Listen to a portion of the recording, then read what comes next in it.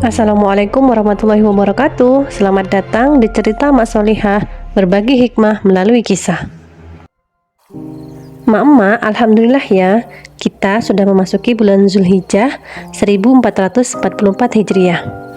Itu artinya sebentar lagi kita akan merayakan Hari Raya Idul Adha 1444 Hijriah. Tapi tahukah Mak Solihah bagaimana penentuan Idul Adha di dalam Islam? Simak penjelasan selengkapnya dalam channel ini ya.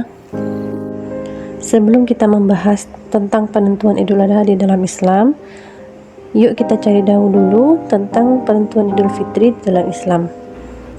Terkait penentuan Idul Fitri, para ulama mujtahidin telah berbeda pendapat dalam hal mengamalkan satu ruqyat yang sama untuk Idul Fitri.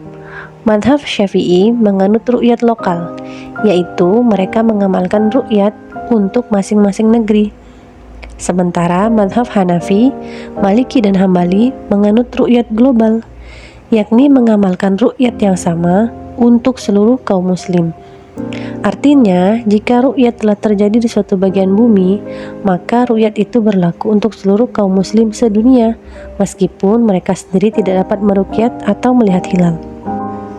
Namun, untuk penentuan Idul Adha, khilafiyah semacam itu tidak ada dalam penentuan Idul Adha. Sesungguhnya, ulama seluruh madhab, baik itu Hanafi, Maliki, Syafi'i dan Hambali, telah sepakat mengamalkan ruqyat yang sama untuk Idul Adha. Ruqyat yang dimaksud adalah ruqyatul hilal, pengamatan bulan sabit untuk menentukan awal bulan Zulhijjah yang dilakukan oleh penduduk Makkah. Ruqyat ini berlaku untuk seluruh dunia. Karena itu, kaum muslim dalam sejarahnya senantiasa beridul adha pada hari yang sama. Fakta ini diriwayatkan secara mutawatir oleh banyak pihak yang mustahil sepakat bohong. Bahkan sejak masa kenabian, dilanjutkan pada masa Khulafaur Rasyidin, Umayyin, Abbasiyin, Utsmaniyin, hingga masa kita sekarang.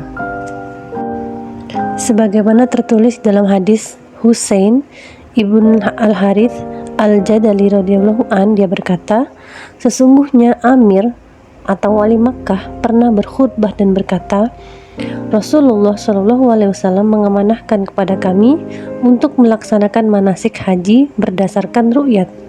Jika kami tidak berhasil meruqyat, tetapi ada dua saksi adil yang berhasil meruqyat, maka kami melaksanakan manasik haji berdasarkan kesaksian keduanya. Hadis riwayat Abu Dawud dan Ad-Daruqutni. Imam Ad-Daruqutni berkata ini isnadnya bersambung, muttasil dan sahih. Hadis ini dengan jelas menunjukkan bahwa penentuan hari Arafah dan hari-hari pelaksanaan manasik haji telah dilaksanakan pada saat adanya Daulah Islamiyah oleh pihak wali Makkah. Hal ini berlandaskan kepada perintah Nabi Shallallahu Alaihi Wasallam kepada Amir atau wali Makkah untuk menetapkan hari dimulainya manasik haji berdasarkan ruqyat. Di samping itu, Rasulullah SAW juga telah menetapkan bahwa pelaksanaan manasik haji seperti wukuf di Arafah, tawaf ifadah, bermalam di Musdalifah, melempar jumrah harus ditetapkan berdasarkan ruqyat penduduk Makkah sendiri, bukan berdasarkan ruqyat penduduk Madinah, penduduk Najd atau penduduk negeri-negeri Islam lainnya. Dalam kondisi tiadanya Daulah Islamiyah atau khilafah, penentuan waktu manasik haji tetap menjadi kewenangan pihak yang memerintah Hijaz dari kalangan kaum muslim, meskipun kekuasaannya sendiri tidak sah menurut syarak. Dalam keadaan demikian, kaum muslim seluruhnya di dunia wajib beridul adha pada Yaumun Nahar, yaitu hari penyembelihan kurban, tatkala para jamaah haji di Makkah sedang menyembelih kurban mereka pada tanggal 10 Zulhijjah. Sedangkan dalam hadis lain, yaitu hadis Abu Hurairah radhiyallahu an, dia berkata, sesungguhnya Rasulullah SAW telah melarang puasa pada hari Arafah di Arafah. Hadis riwayat Abu Dawud, An-Nasai dan Ibnu Khuzaimah dalam sahihnya. Berdasarkan hadis itu, Imam Asy-Syafi'i berkata, disunnahkan berpuasa pada hari Arafah tanggal 9 Zulhijjah bagi mereka yang bukan jamaah haji. Hadis di atas merupakan dalil yang jelas dan terang mengenai kewajiban penyatuan Idul Adha pada hari yang sama secara wajib ain atas seluruh kaum muslim. Sebab, jika disyariatkan puasa bagi selain jamaah haji pada hari Arafah, hari tatkala jamaah haji wukuf di padang Arafah, maka artinya hari Arafah itu satu adanya, tidak lebih dari satu dan tidak boleh lebih dari satu. Hal ini juga tersirat dalam Al-Quran, surah Al-Baqarah ayat 189, yang artinya, mereka bertanya kepadamu tentang bulan sabit. Katakanlah, bulan sabit itu adalah tanda-tanda waktu bagi manusia dan bagi ibadah haji. Dalam ayat di atas, Allah seakan sengaja menampakkan bahwa munculnya hilal atau bulan sabit adalah tanda permulaan dimulainya ibadah haji. Ibadah haji berada di mana? Ibadah haji berpusat di Ka'bah, Makkah. Jadi, dalam melihat hilal untuk penentuan awal bulan Zulhijjah, maka kita harus berpedoman terhadap hilal yang berada di Makkah, tempat Ka'bah berada. Sebab pelaksanaan puasa Arafah, yaitu tanggal 9 Zulhijjah, serta Idul Kurban, yaitu tanggal 10 Zulhijjah, berkaitan erat dengan ritual ibadah haji.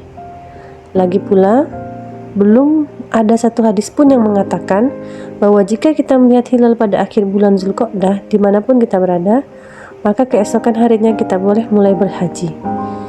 Ini berbeda dengan penentuan awal dan akhir Ramadan, di mana hadis yang menyeratkan tentang hal itu ada. Adapun berkiblat ke Ka'bah dalam beribadah dan suatu urusan sebenarnya juga merupakan anjuran dari Allah Subhanahu wa taala. Sebagaimana firman Allah, orang-orang yang kurang akalnya di antara manusia akan berkata, apakah yang memalingkan mereka umat Islam dari kiblatnya Baitul Maqdis yang dahulu mereka telah berkiblat kepadanya? Katakanlah, kepunyaan Allah lah timur dan barat. Dia memberi petunjuk kepada siapa yang dikehendakinya ke jalan yang lurus. Quran Surat Al-Baqarah ayat 142. Selain itu, dalam Quran Surat Al-Ma'idah ayat 97, Allah juga telah berfirman yang artinya, Allah telah menjadikan Ka'bah, rumah suci itu sebagai pusat peribadatan dan urusan dunia bagi manusia. Dan demikian pula bulan haram, hadiah qolaid. Allah menjadikan yang demikian itu agar kamu tahu bahwa sesungguhnya Allah mengetahui apa yang ada di langit dan apa yang ada di bumi, dan bahwa sesungguhnya Allah Maha mengetahui segala sesuatu. Juga tertulis dalam surat Al-Imran ayat 96 hingga 97, yang artinya, sesungguhnya rumah yang mula-mula dibangun untuk tempat beribadat manusia ialah Baitullah yang ada di Makkah atau Mekah, yang diberkahi dan menjadi petunjuk bagi semua manusia. Padanya terdapat tanda-tanda yang nyata, di antaranya makom Ibrahim. Barang siapa memasukinya, Baitullah itu menjadi amanlah dia. Mengerjakan haji adalah kewajiban manusia terhadap Allah, yaitu bagi orang yang sanggup mengadakan perjalanan ke Baitullah. Barang siapa mengingkari kewajiban haji, maka sesungguhnya Allah Maha Kaya, tidak memerlukan sesuatu dari semesta alam. Nah, bagaimana Mama Solihah? Sudah tidak bingung lagi kan untuk menentukan hari raya Idul Adha? Sekian untuk episode hari ini ya. Sampai ketemu lagi di episode berikutnya. Jangan lupa like, share, dan subscribe ya. Wassalamualaikum warahmatullahi wabarakatuh.